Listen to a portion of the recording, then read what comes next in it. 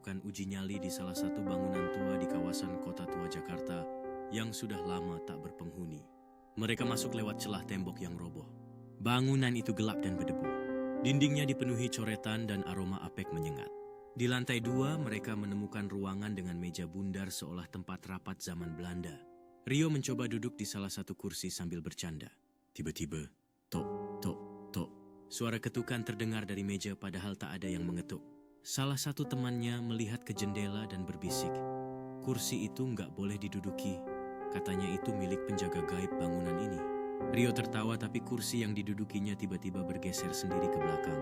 Rio jatuh. Saat dia bangun di kaca jendela yang berdebu, terlihat bayangan hitam berdiri di belakang mereka. Mereka panik dan lari keluar. Esoknya Rio demam tinggi.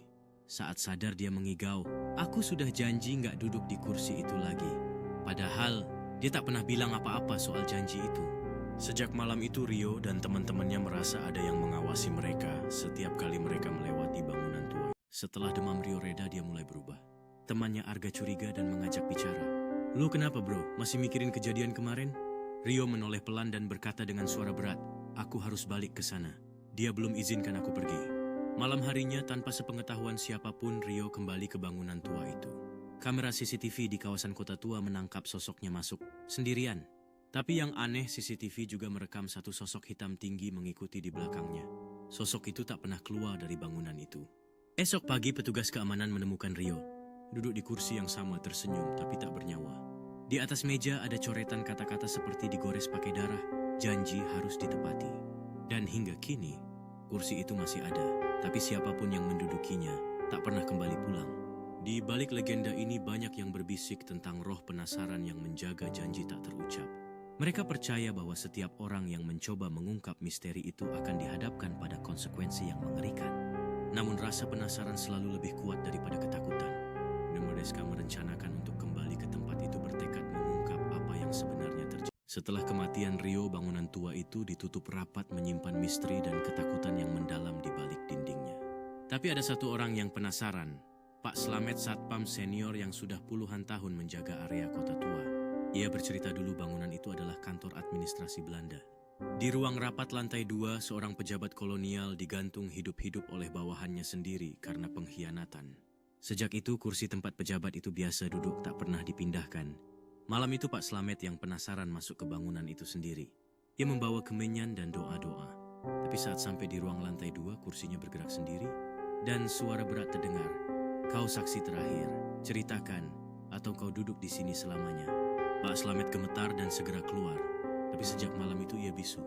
Orang-orang bilang dia masih sering datang diam-diam ke bangunan itu, duduk di depan pintu seolah menunggu seseorang keluar dari dalam.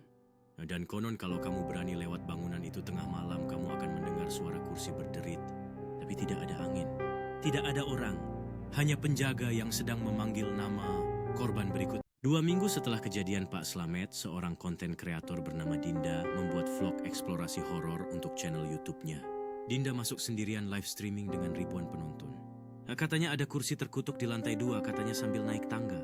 Saat masuk ke ruang rapat itu, live chatnya mendadak penuh komentar aneh. "Ada yang berdiri di belakang kamu." Tapi Dinda justru duduk sambil tertawa menantang kamera. Tiba-tiba live streamnya gelap, lalu muncul suara berbisik, "Yang duduk tak boleh pergi." Esoknya orang-orang mencari Dinda, tapi yang mereka temukan hanya kameranya tergeletak di atas meja merekam kursi kosong yang perlahan berputar sendiri. Yang paling menyeramkan saat video live-nya diputar ulang, adalah momen beberapa detik di mana wajah Dinda berubah jadi wajah pria tua Belanda. Kejadian itu meninggalkan pertanyaan besar. Apa yang sebenarnya terjadi pada Dinda saat dia duduk di kursi terkutuk itu? Cerita Dinda segera viral, menarik perhatian banyak orang yang penasaran dan takut akan nasibnya. Para netizen mulai menyelidiki latar belakang kursi terkutuk tersebut, menggali cerita-cerita menyeramkan dari para saksi. Salah satu penonton live Dinda malam itu adalah Raka, seorang mahasiswa teknik yang hobi ikut eksplorasi online. Setelah melihat live Dinda yang tiba-tiba terputus, Raka merasa tidak enak. Tapi yang aneh, setelah menonton dia terus mendengar suara kursi berderit di kamarnya. Padahal dia tinggal sendirian di kos. Suatu malam Raka merekam kamarnya sendiri untuk membuktikan dia tidak gila. Tapi saat menonton ulang videonya, ada suara berat yang berbisik, "Kau melihat, maka kau juga terikat." Dan tepat pukul 3 pagi, notifikasi muncul di laptopnya. Live Dinda kembali. Padahal akun YouTube Dinda sudah hilang. Penasaran Raka klik link itu? Tapi layar hanya menampilkan kursi kosong yang berputar pelan lalu berhenti menghadap kamera. Tiba-tiba kursi itu ada di belakang Raka. Besok paginya kamar Raka kosong. Laptopnya terbuka menampilkan pesan terakhir. 1 kursi lagi untukmu. Kutukan itu kini telah menyebar menjadikan setiap penonton baru sebagai bagian dari permainan yang mengerikan. Setiap klik yang dilakukan oleh penonton baru membawa mereka lebih dekat kepada takdir yang tidak terhindar. Namanya Ratna, jurnalis investigasi senior yang tertarik menyelidiki kasus hilangnya Dinda dan Raka. Ia dikenal berani dan tak percaya hal mistis. Ratna berhasil mendapatkan rekaman asli live Dinda dari teknisi YouTube yang sempat menyimpannya. Ia memperbesar frame terakhir dan terkejut.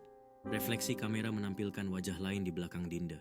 Bukan manusia, bukan makhluk biasa. Matanya kosong, mulutnya sobek hingga telinga. Seragamnya, seragam kolonial Belanda. Semakin diselidiki, semakin banyak misteri terbuka. Semua korban pernah melihat kursi itu baik langsung maupun dari layar. Kursi itu tak bisa dihancurkan. Pernah coba dibakar tapi apinya justru padam. Dan yang paling menyeramkan, semua korban meninggalkan jejak terakhir berupa suara ketukan meja 3 kali. Tok, tok, tok. Ratna memutuskan untuk pergi ke bangunan itu sendiri demi mengungkap kebenaran. Ia bawa kamera dan mulai merekam. Saat ia menyentuh sandaran kursi itu, semua lampu padam. Lalu muncul suara berat. Pena terakhir sudah ditulis, sekarang waktumu duduk. Video terakhir Ratna hanya berdurasi 15 detik. Terdengar suara napas tergesa lalu kursi yang bergerak